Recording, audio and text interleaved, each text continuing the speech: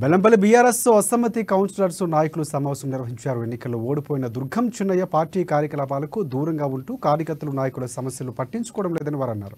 ఆయనకు సంబంధించిన municipal chairman, vice చైర్మన్లను Congress పార్టీలోకి తెలివిగా పంపి వారి పగ్గాలను కాపాడే ప్రయత్నం ముఖ్య పాత్ర పోషిస్తున్నారంటూ ఆరోపించారు.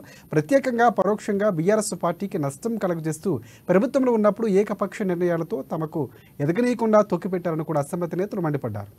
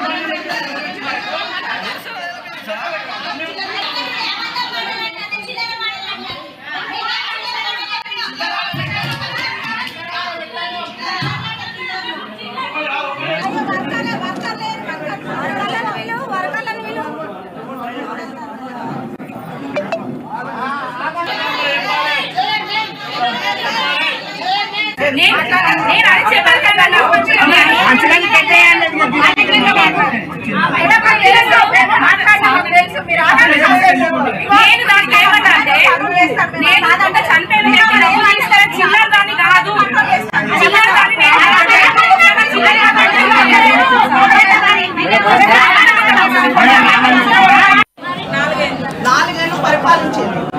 ఇప్పుడు ఒక కండువా తెల్లారే కండువా కప్పుకొని మేము 19 మంది కౌన్సిలర్లం మేము చిల్లరైపోయినాం.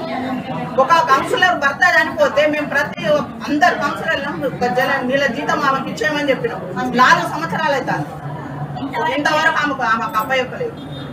4 సంవత్సరాలు అవుతుంది. మేము ఏ పని పెట్టినా కూడా మాకు పనులు చేయలేదు.